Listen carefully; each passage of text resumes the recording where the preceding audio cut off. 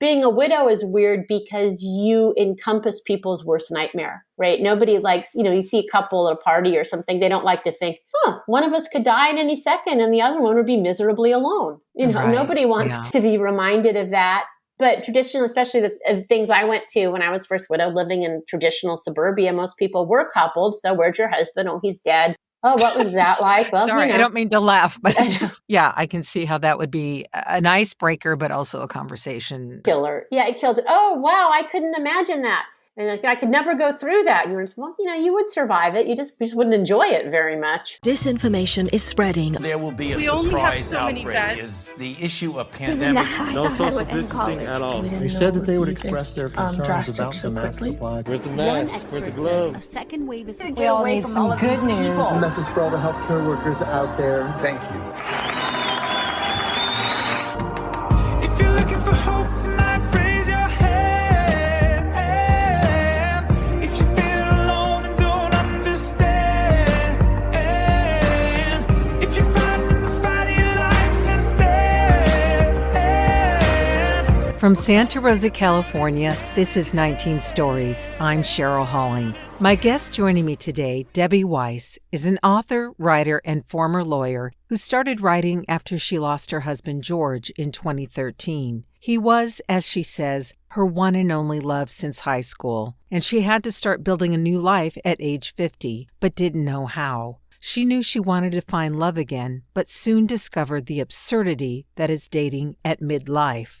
Debbie began writing the award-winning blog The Hungover Widow in 2016 in an effort to dispense empathy and advice on grief and dating after loss. When she was first widowed, she wanted a book about women like her, who realized they disappeared into their marriage and who needed, at 50, to learn to be alone for the first time. Debbie wanted a full-hearted, darkly funny, unvarnished account of becoming your true self at middle age. That book didn't exist. So she eventually went back to college, earned her MFA in 2020 in creative nonfiction from St. Mary's College of California, and wrote that book herself. Available as is, A Midlife Widow's Search for Love was just released this September 2022. Debbie's greatest desire in releasing her memoir is to offer hope that life indeed can get better after a devastating loss. It just takes way longer than you think it will, and it may not look the way you expected.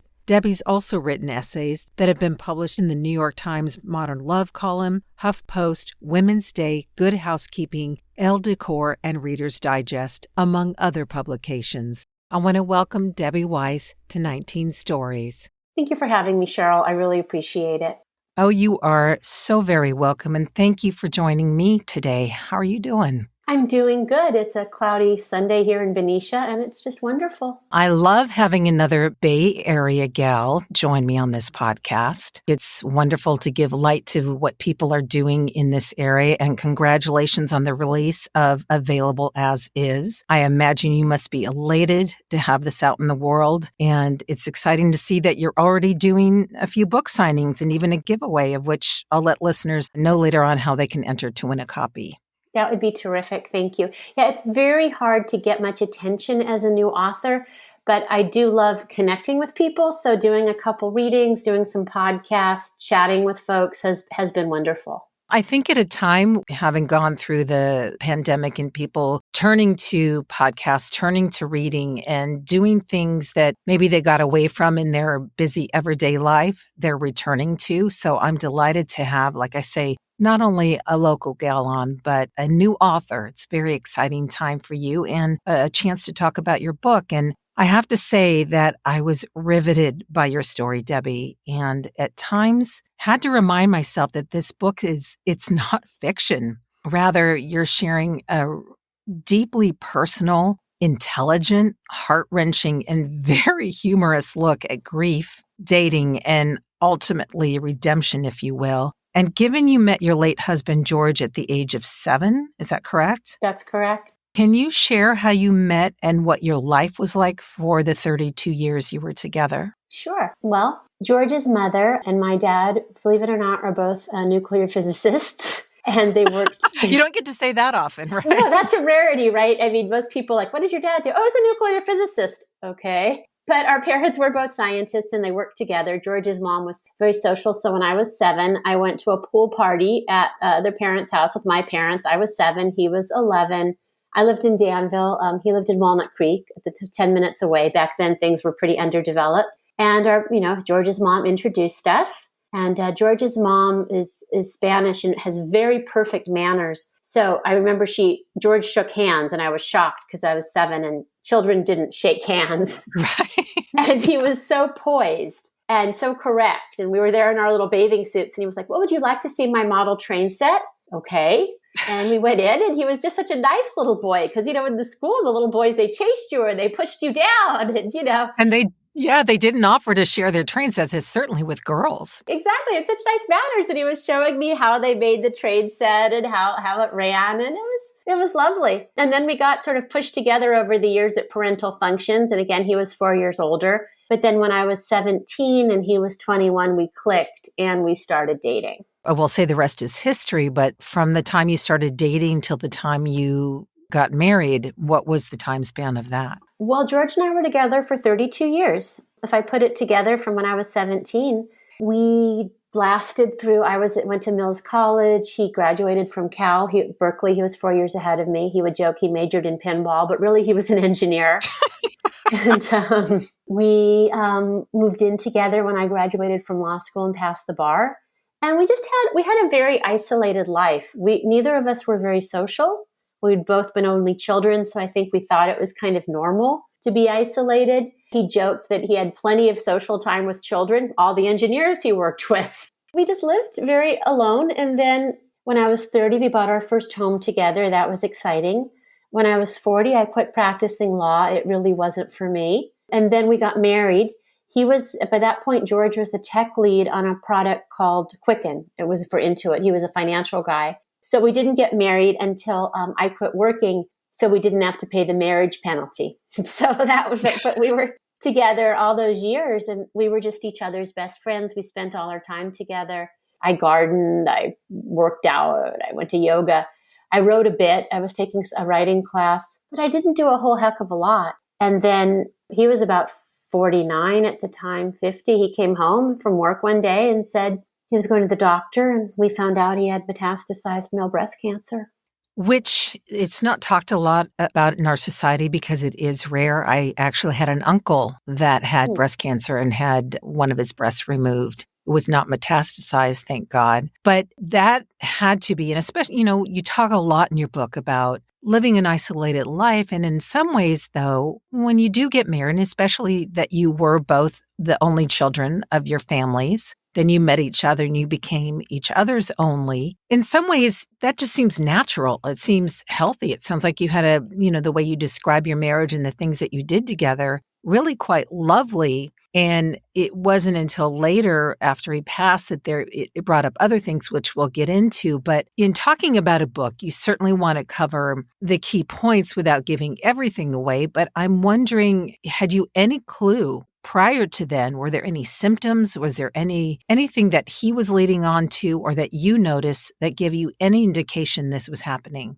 It's just a really good question, Cheryl. And the answer is no. George, bless his heart, I loved him dearly forever, but he was a workaholic and he was always working. And, he was the guy who'd volunteer to be on call for bugs. He was the guy, even if we were going away for a weekend, who'd be like, "Here's my number, call me if the product's having a problem." Okay. He was a really good person. He was humble. He was the tech lead. Was high up in ranking, I think, but if somebody needed help moving furniture, that was him. He was just there to help.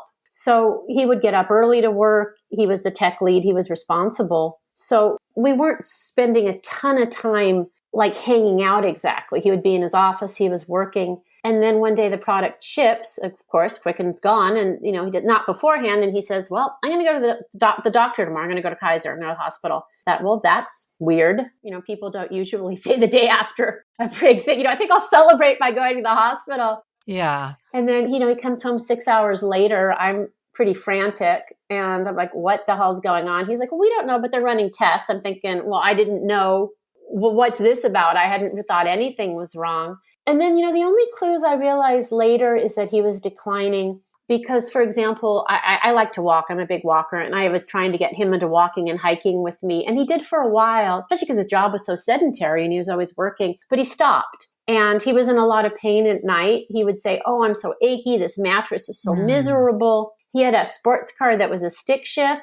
It was an old Porsche, so it was low. It didn't have a lot of, like the springs are low to the ground. It didn't have a lot of padding, and he wasn't driving it. And I realized later that he must have been in a fair amount of pain that he wasn't sharing with me since he'd stopped doing some of his favorite activities. So he obviously was aware of what was going on and knew enough to go to the doctors to get that diagnosed. And you talk about being his caregiver in the book. And one of the aspects of someone's illness that seems to get overlooked in our society, although I think after COVID, it's more top of mind with the toll it's taken on hospital workers and family members, is just that, the toll caregiving takes on caregivers, especially when that someone is a spouse, child, sibling, or other family member. And can you speak to what it meant for you to be George's caregiver and what you'd like for other people to know if they are in that position? Sure. At first, being George's caregiver was not a big deal because we had about 3 years before the cancer started to take over, which was apparently surprising since it was metastasized. Yeah, but absolutely. We had 3 years and he was working. He lost his hair with chemo, but he would drive himself to chemo and radiation. He kept me out of his treatment. He didn't let me talk to his doctors. When he was diagnosed, he said something which would come back to haunt me. He said, I will always tell you the truth, but you will hear it from me. Okay. So he left me out of his treatment. So I only heard what he told me, which was pretty optimistic. And his numbers were good. I believe that because he was still doing everything. He was still driving to Mountain View, which was a miserable 2-hour plus commute. He was still working very effectively. But eventually he started to decline. And at first, he went to a cane, then he went to a wheelchair. He was overall pretty much fine. I figured, well, this will be our lives. He kind of was in denial. He wouldn't let me drive him places and all, which was odd, so because I was, at this point he couldn't drive. And, I was trying to take care of him, but about maybe 5 or 6 months before he died, things started to get really bad. His body was truly disintegrating and I was trying to care for him, but he went into denial. I think his urge to protect me went into some kind of denial. So he thought he was getting better, which he clearly wasn't. I didn't really have access to his doctors. He excluded his parents from his treatment, which was very difficult because he's an only child. And they were like, why isn't, he seeing us? What's going on there? And I just was doing this by myself. And he turned down all the kinds of services, in retrospect, the hospital would have offered with people who would have come to the home, things like a hospital bed. So he would have been more comfortable. I tried to get us, we had resources enough to get home care that he turned down. We never got palliative or hospice care. So I basically thought I was killing him. I'm not a trained nurse, and I was trying to bandage him and take care of him as best I could, and he was turning down anything else. So at that point, I kind of thought I was going crazy. And rightfully so. You're there alone. You're not really getting the whole story. Right.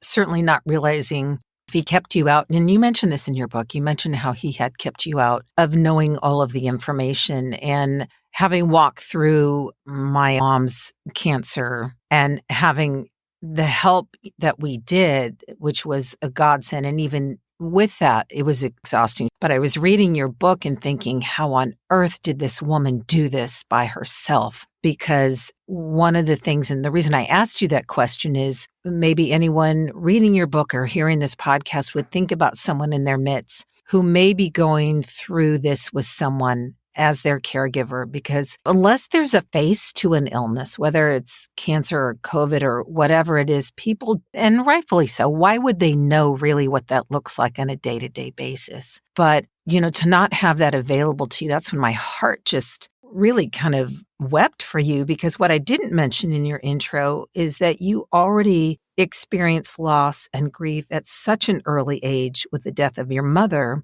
when you were just 10 years old. And you wrote about some of the absolutely horrific things. And I chuckled because of the disbelief of when I read this. I just literally took a huge breath of what 2 girls from your school, Lisa and Dawn, said to you regarding the death of your mom. And if you wouldn't mind, can you describe what happened to your mom and how that loss and the lack of resources available to you at that time may have compounded your grief after the loss of your husband, George?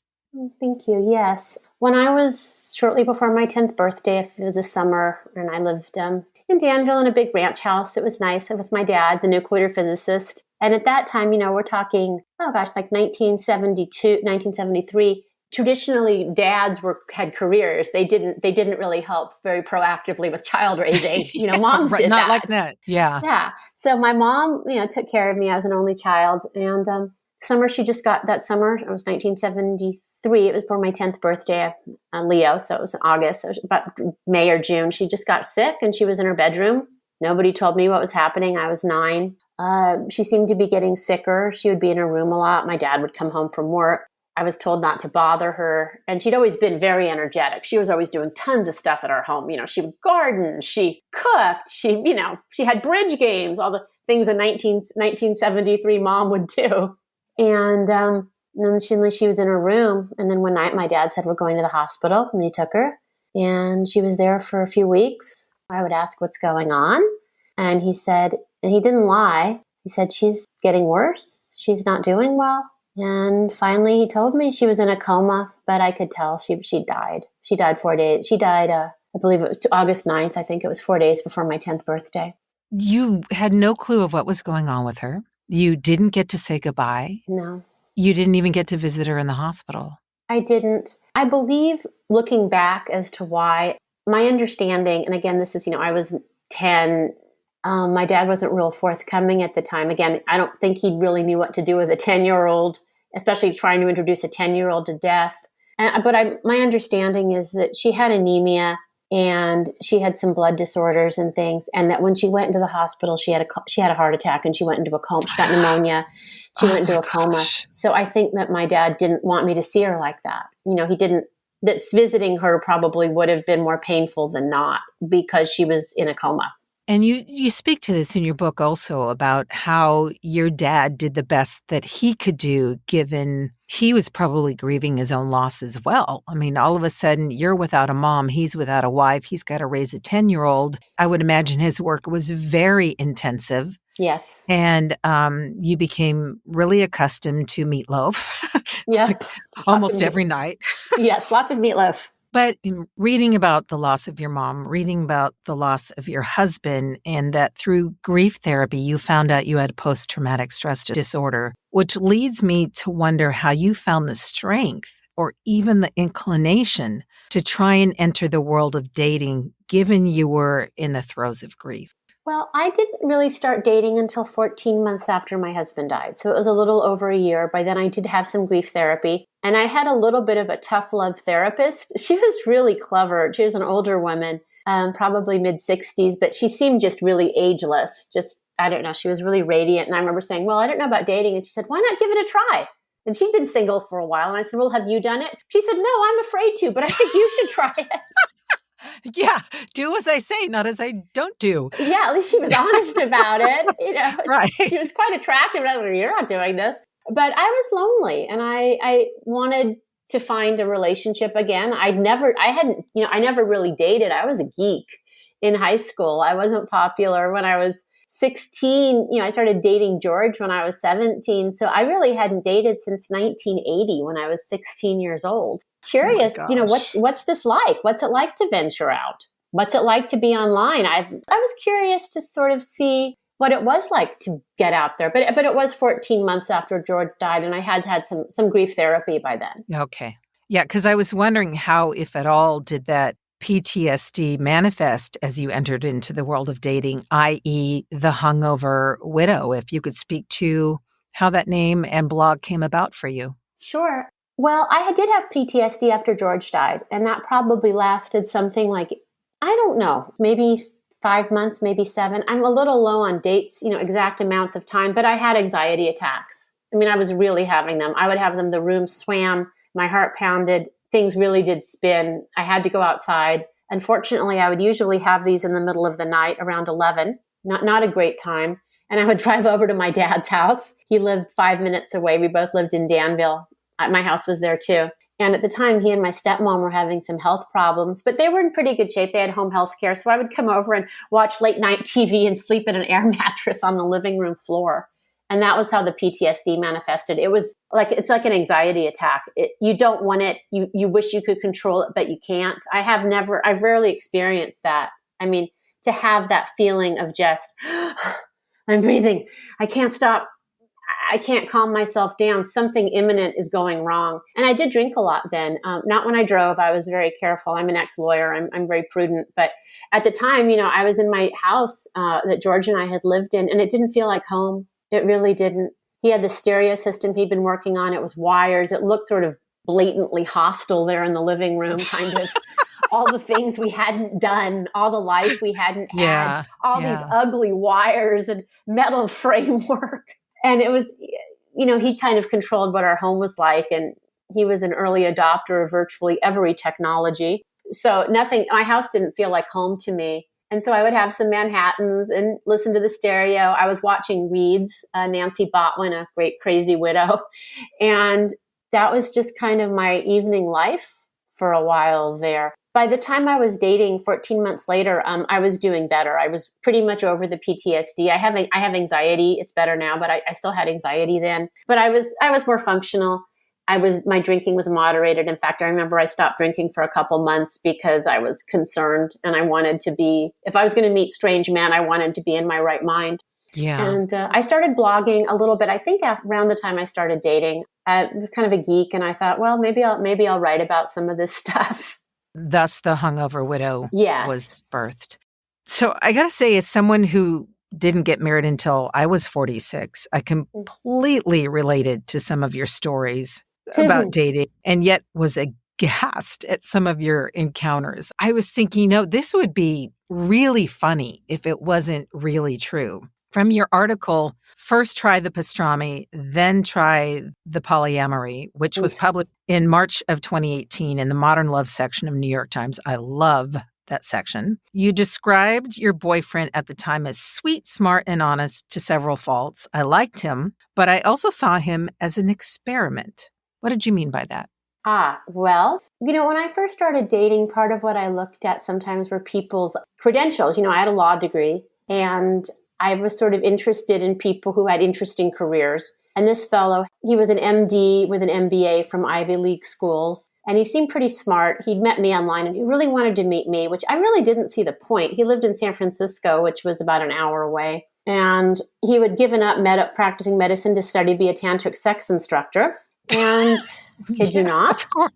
Of course. What else would you do with an MD, right? Yes. Just what every proud mama and papa would say. Yes. Exactly. Yeah. I mean, medicine didn't work. Maybe sex instruction. and he was polyamorous. I mean, that's a bit of an issue, but he was, which means he dated multiple people. And somehow he really wanted to meet me. I was taking a writing class in San Francisco. So I said, okay, I can meet you, after class for a coffee or dinner. And we went out a few times, and we sort of hit it off. But it was an experiment because my nature was more monogamous, which I knew. And I ultimately didn't see myself in a relationship with someone who was seeing multiple people. That didn't strike me as something I wanted long term. But at the time I was dating a few people, and I thought it might be interesting. I was kind of fighting the idea of having been brought up to be a good girl, which is, you date unseriously, and then at some point you get married, but you don't really, see multiple people, or God forbid, stay over with multiple people or anything like that. So, I was kind of fighting the idea of what does it mean?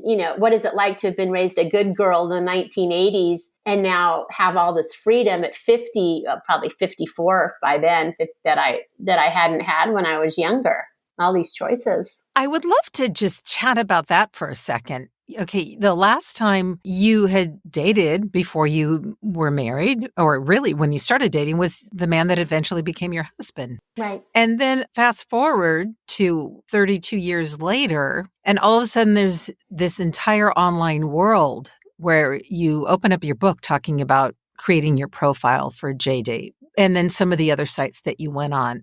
I can't even imagine what that was like. Can you just speak to that for a moment? What it was like to actually turn on a computer, see all these strange men posting pictures and profiles about themselves, and then some of the responses you got, or even the first initial inquiries, I'm thinking, dear God, how did this woman even continue? It just seemed like you were entering really the twilight zone.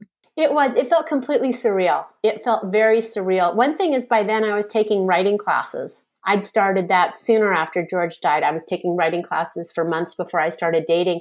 So I started to think this might be material. Yes. I could get material. It definitely is. And I'd met so few people in my life, so few men. I thought, well, this is a chance to meet a spectrum of people.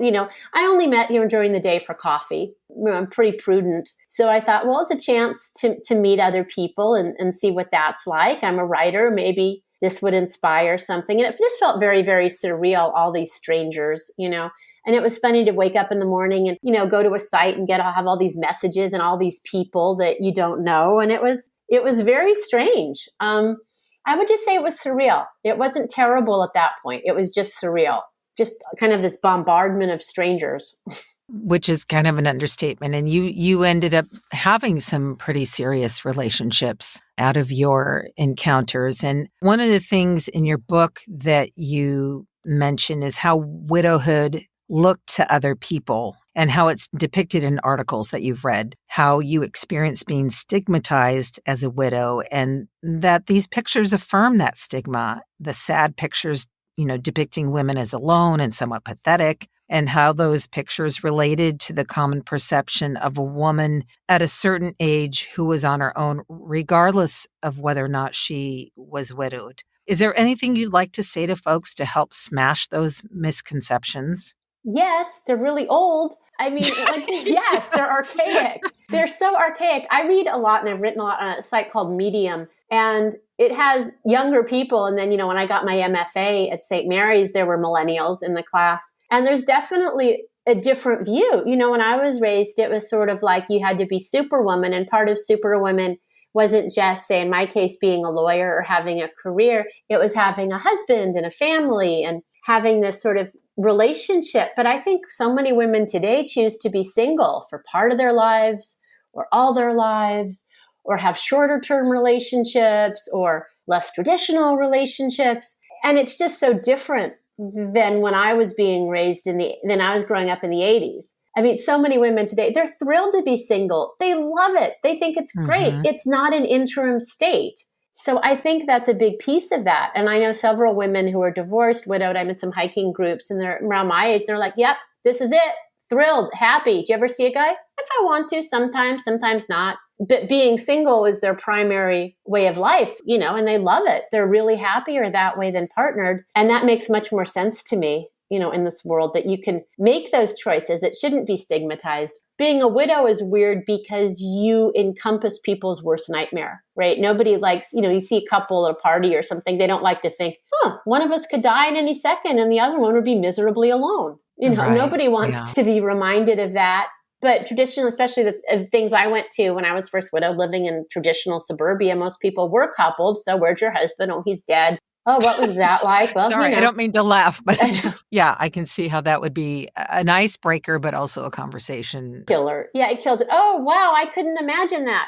And I could never go through that. And you were, well, you would survive it. You just wouldn't enjoy it very much. But, that's kind of it when you're a widow. People are uncomfortable talking about death. And sometimes they mean well, but they don't know what to say. So it's awkward. Conversely, do you have one word or phrase of advice to someone recently widowed? Oh, be gentle with yourself. Yeah. I think we make it harder because we judge ourselves. I felt that I was handling widowhood wrongly.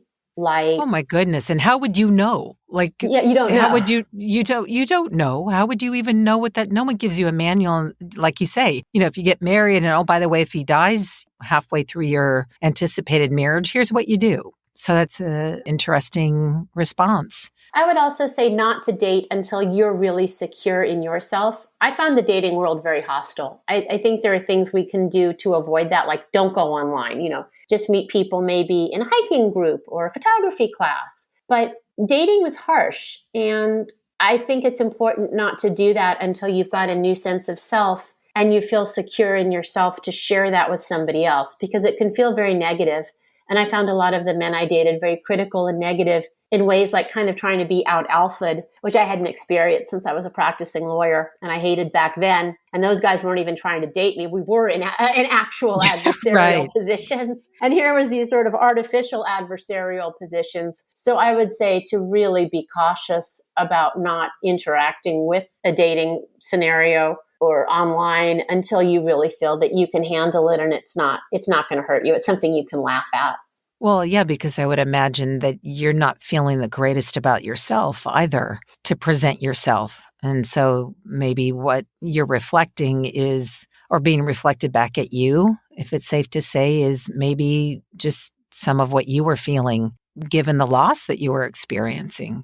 Without giving the ending away, you describe towards the end of your book a conversation, which I use in air quotes, you had after you visited where George's ashes were buried that opened the door for you to what it seemed like move beyond your grief. And I'm curious if that was it a figurative manifestation that happened for you that allowed you to let go and really allow Debbie to be kinder and, as you say, gentler with yourself?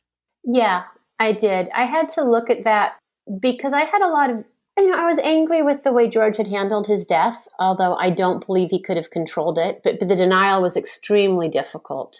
We never said goodbye.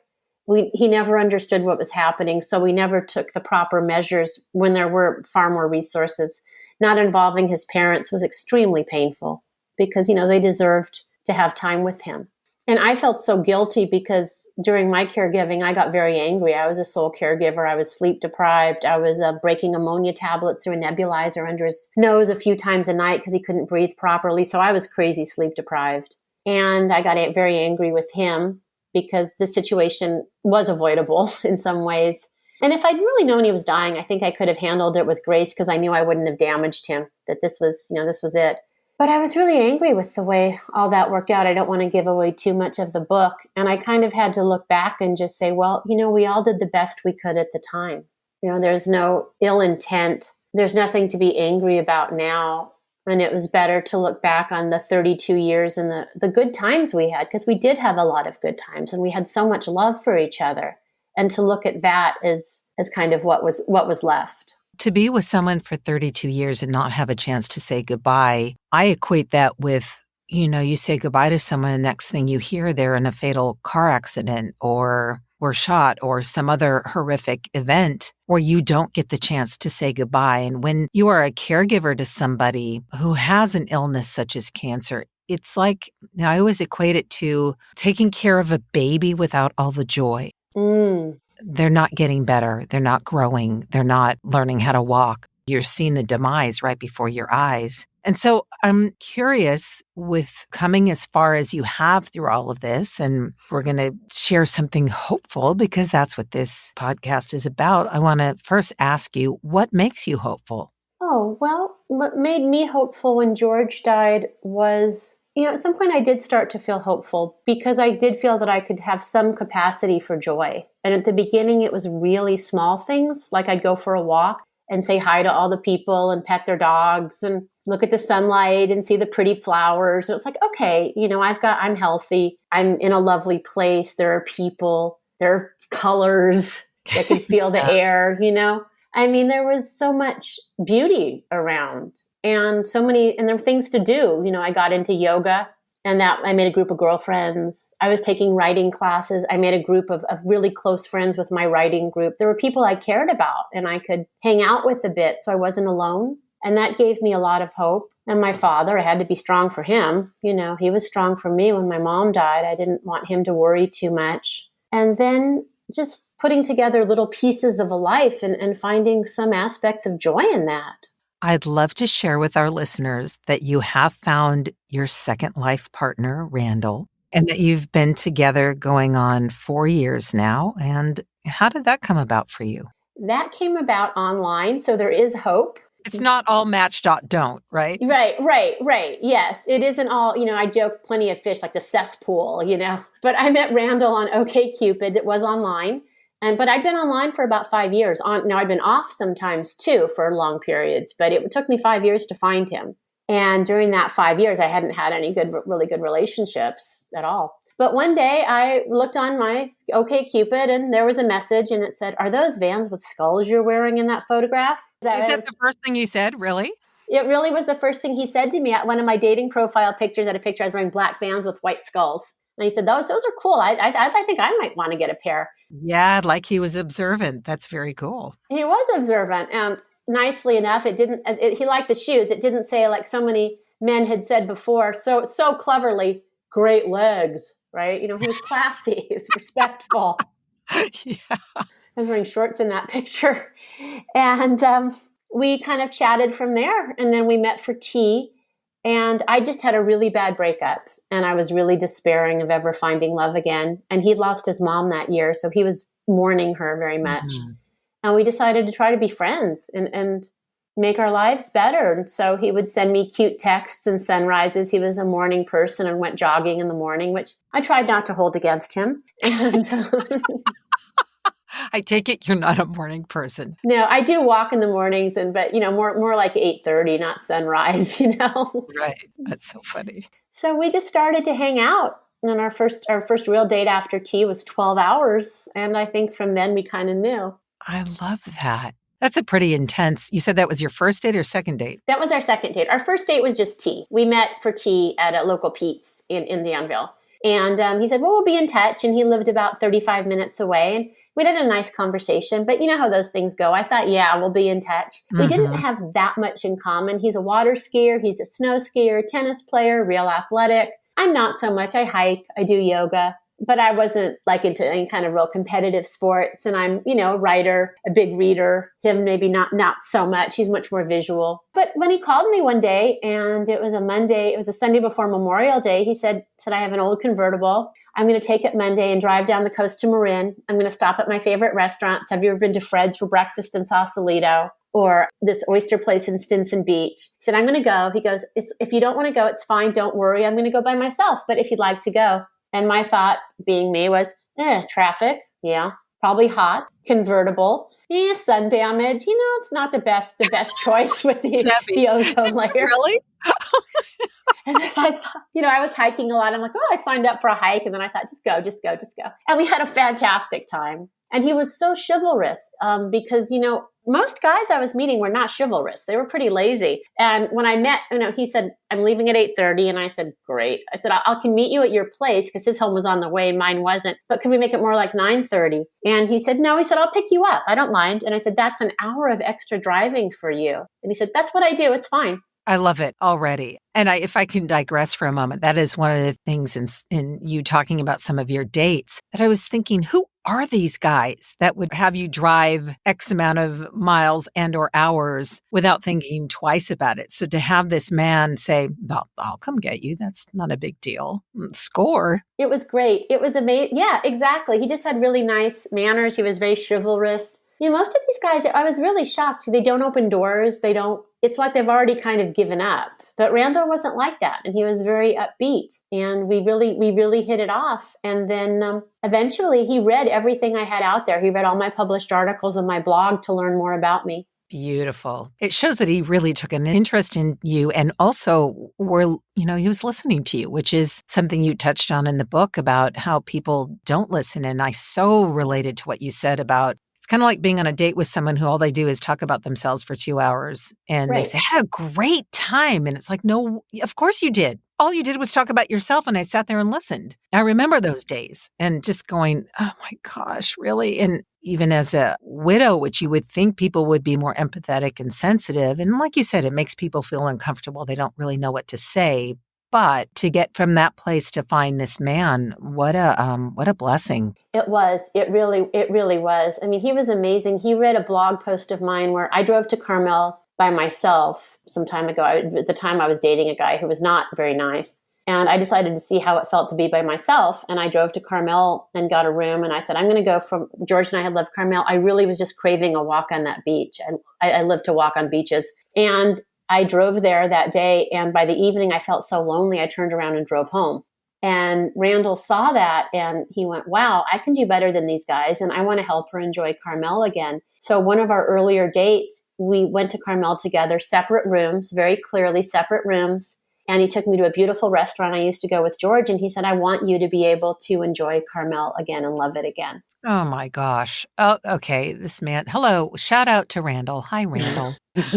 You're a keeper. You're one of the good ones. God bless you. So I'm curious, is there anything else you'd like to talk about as it relates to this time in your life and the release of your book? I mean, you stated very clearly, like online and in your blog, and I think I mentioned it in your intro, of what you hope this book will do. But is there anything you want to add to the message of your book? Well, I mean, I have a couple messages, and certainly one of them is the loneliness and agony of widowhood, and that we make failures. I mean, shortly after being widowed, I got in a not great relationship with a guy who was younger, who turned out to be controlling and difficult. And I felt really stupid for doing that. But I was alone for days on end. And so I feel like part of what I want to talk about is that we do go a little over the edge, but we bring ourselves back and we need to forgive ourselves. Yeah. But also that the loneliness is so intense, it's hard to deal with. And people don't get it, who aren't widowed,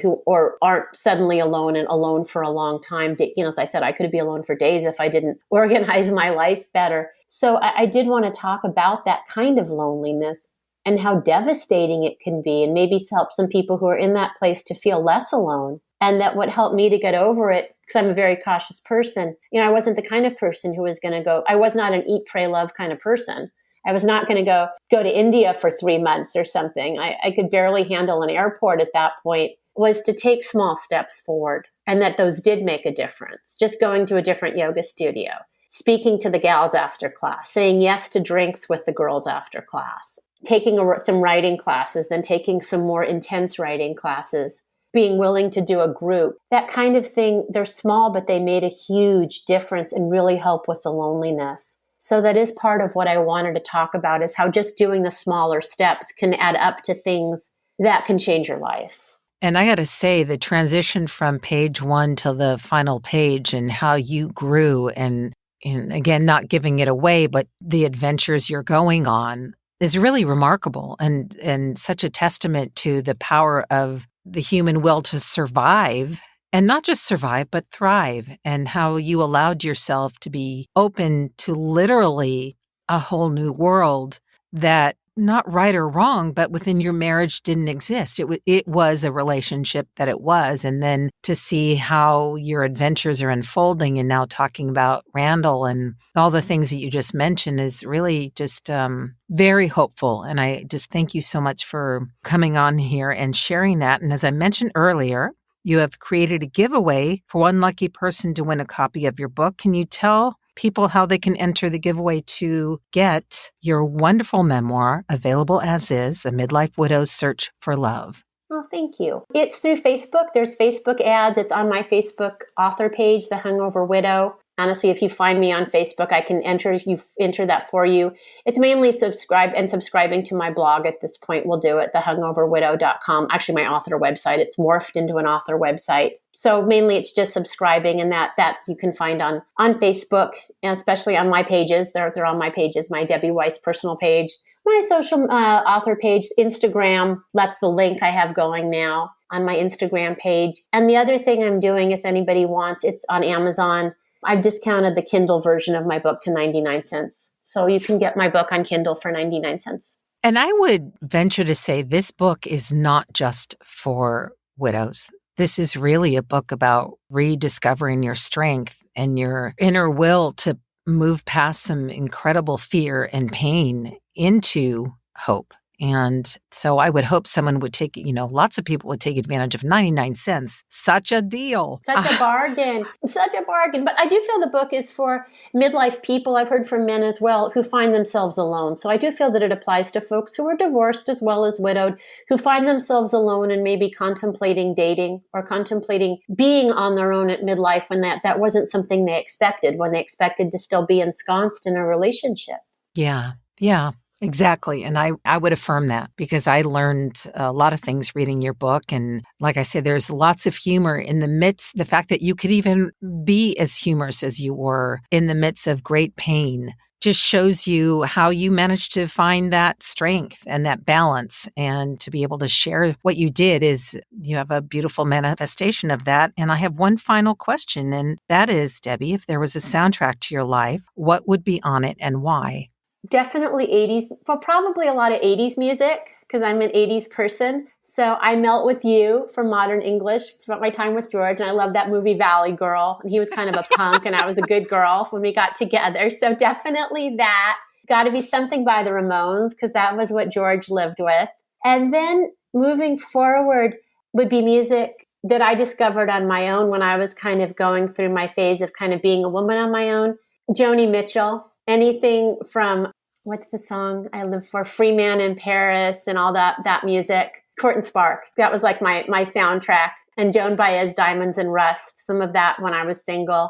And then with Randall, he likes this kind of cheery, upbeat stuff. So a lot of stuff that has kind of romantic meaning for me would be some Jack Johnson, Bubbly Toes. That was kind of our song. Whenever we went to Santa Cruz the first time we were really together, and we just listened to that song over and over. So our song would probably sadly be Bubbly Toes by Jack Johnson. And just a little more of the music we like together, which is nice. He likes country, which I can't put on my soundtrack. I'm so sorry. Hey, Debbie, it's your soundtrack. Sorry, Randall, it's your soundtrack. It's my soundtrack. And then finally, gosh, life is pretty good now. I'm pretty happy. So I'm listening a lot to that song from Silver Linings Playbook. It's by Alabama Shakes. It's like Somewhere, Sometime. I'm getting this all wrong. Always All Right. That's it. Always All Right by Alabama Shakes. But I just love that, because it just feels so much like you're moving forward, because that just feels like moving forward. It certainly sounds like you have moved forward, Debbie. I can hear the joy in your voice. I can hear the hope in your voice. And I want to thank you, Debbie Weiss, for sharing your story, your heart, and talking about your very valuable book, as I believe it will be a valuable tool to help others heal. And I wish you great success with it. And I think a great way for us to close is if you wouldn't mind sharing the quote that your yoga teacher, Caroline, would say to you at the end of your classes. She would end every class with, "You are enough and you have enough, just as you are." I thank you again, Debbie Weiss.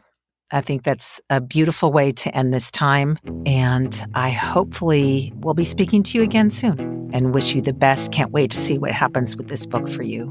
Thank you so much for having me on your show, Cheryl. This was wonderful. I really appreciate it. You're most welcome. I'd also like to thank the following news outlets for the use of their clips in so aptly painting the picture of the fear that we're facing during this pandemic. BBC, PBS, Now This, UNESCO, and Some Good News. I especially want to thank Joel and Luke Smallbone, otherwise known as the Group for King and Country, for allowing me to use an excerpt of their song Together, which could not be a more hopeful and inspiring song for such a time as this. Finally, I'll leave you with the following from Proverbs 23:18. Surely there is a future, and your hope will not be cut off. Thank you again for joining me today. Feel free to offer feedback or a story idea at 19stories@soundsatchelstudios.com, via Instagram at Cheryl Halling VO. I look forward to sharing more stories on the next episode of 19 Stories from Fear to Hope. Until then, stay healthy and hopeful. Together with our differences, together we are bolder, braver, stronger.